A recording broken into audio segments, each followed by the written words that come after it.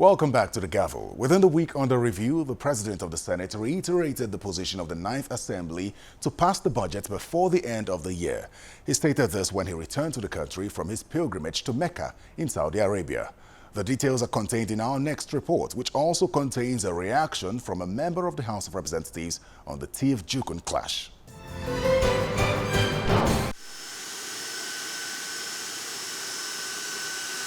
The President of the Senate, Ahmed Lawan, arrived in Nnamdi Azikiwe International Airport, Abuja, in the early hours of Thursday, the 15th of August 2019, from a pilgrimage to Mecca, Saudi Arabia.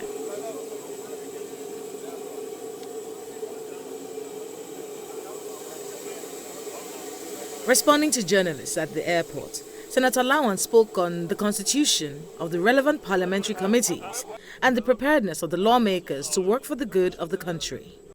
The 9th National Assembly has been properly constituted, especially with our committees in place. We are ready, we are willing, we are capable, we are enhanced to work as an institution to ensure that we provide those ingredients, those inputs that the executive would want for it to implement and execute laudable and noble projects to develop the country. As he has always maintained since becoming president of the 9th Senate, Senator Lawan reiterated the need for the executive arm of government to be on the same page with the National Assembly as it concerns the budget. So we are ready, and I want to take this opportunity to appeal to the executive side of government that we need to reverse the undesirable trend of the current budget cycle in Nigeria. We need to work for a budget that will be passed by the National Assembly by December. And that requires that we work assiduously together with the executive arm of government to have the budget laid before the National Assembly at the end of September, and for the National Assembly to lock up the whole of October of this year by the grace of God for budget defense, and then process the budget and pass it before we go on Christmas break. This is doable, it's achievable, it's attainable, and it's feasible. And I'm sure that if we are able to achieve that, Nigeria's economy will witness a boost. Businesses in Nigeria would have something more predictable to work with.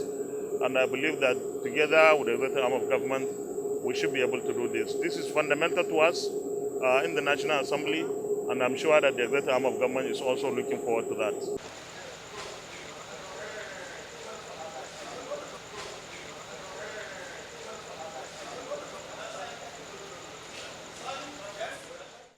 Also within the week under review, a lawmaker, Usman Shidi, representing Wukari Ibi Federal Constituency of Taraba State, reacted to comments by some Tiv youth from the Federal University of Wukari who went on a peaceful march to demand justice for their colleagues who were killed.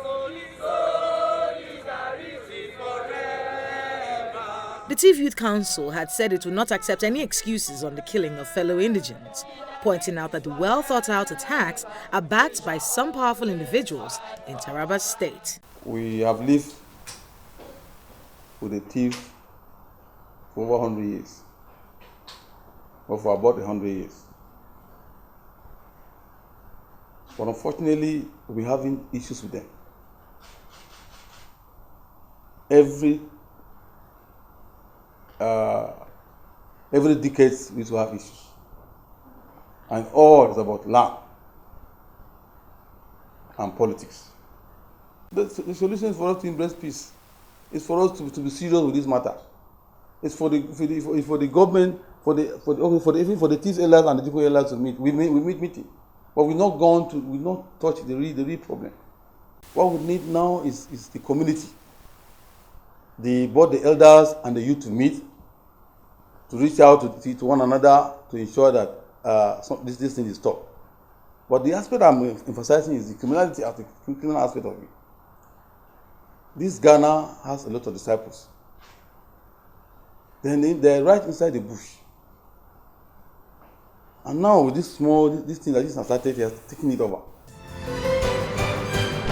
Our final report is on some of the motions that were raised in both chambers of the National Assembly before they went on break.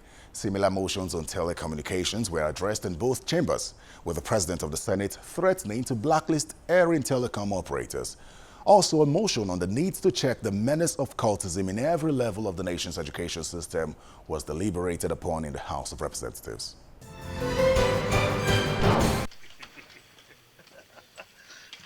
The Senate, on the 11th of July 2019, resolved to summon the National Communications Commission (NCC) over dropped calls and poor registration of SIM cards. The resolution followed a motion on the increasing rate of dropped calls and unwholesome practices by telecommunications network operators in the country. The Senate called for refunds for disrupted calls caused by network issues. The decision to summon the NCC was to question the regulatory responsibilities of the Commission.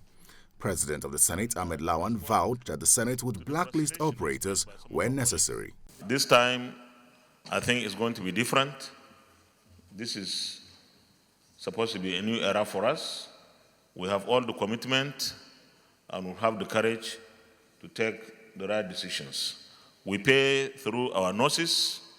We are unjustifiably treated as a nation by these operators. In fact, everybody comes here to treat us disfavorably differently.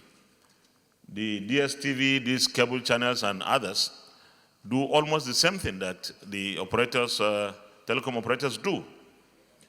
We are going to have, at the appropriate time, a public hearing, and our regulatory agency, the NCC, will also be put to task. We feel they are inefficient or even possibly ineffective. They have not done enough. And to respond to the frustration expressed by some of our colleagues that we can only bark but not bite, we are going to bark and bite this time around. We'll definitely do the right thing, and if it requires blacklisting an operator, we'll go for that. As amended, please say aye. Those against, please say nay. Meanwhile, on the 25th of July 2019, the House of Representatives resolved to set up an ad hoc committee to investigate the emerging trend of SIM swap fraud in the country. The resolution was sequel to a motion moved by Representative Ifeanyichukwu Ibezi, who noted that fraudsters steal personal information from the internet and use them to request for new SIM cards from the person's network provider. He further noted that the activities of these fraudsters have left victims financially damaged.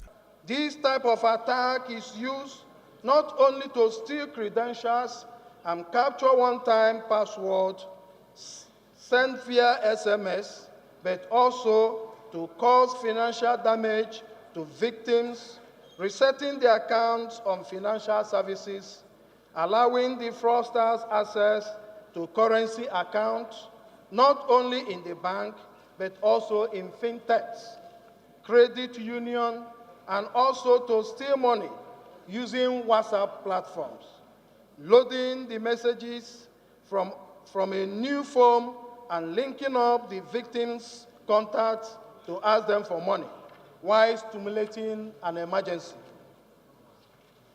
Further note that the National Fraud Intelligence Bureau has posted that the SIM slaughter's first step is to access the victim's personal information through bank statements and by securing social media profiles.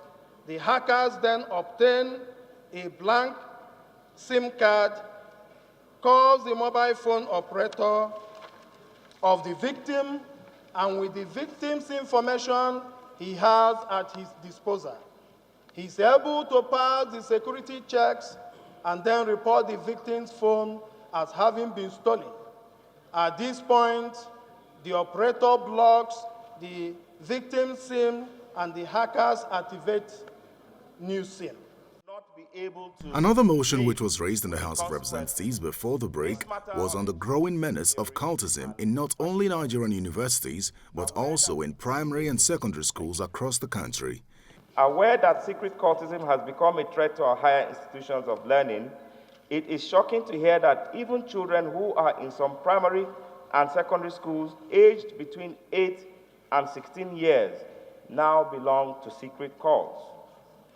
Further disturbed that the death of young people these days, always associated with secret cult activities, has become alarming as little issues that need settlement end up triggering a lot of calamities. In their contributions, the lawmakers supported the motions and proffered possible solutions. There is also an agency of government that I believe has not been well utilized, the National Orientation Agency. If that agency is doing its job seriously as it should, many of these problems will be mitigated. I want to recommend that it shouldn't be the result or how to checkmate this. It should not be that when a child is caught in the school participating in cultism, that child will have to be rusticated. I want to recommend that such a child should be rehabilitated because it has to do with the mindset. The lawmakers urged the federal government, state and university authorities to set up anti-cultism vanguard groups to tackle the issue. They also urged the security agencies to work closely with local communities and vigilante groups. Well, that's it on the Gavel. We expect your feedback via email or social media. Thanks for watching. I am Terry Ikumi. Bye for now.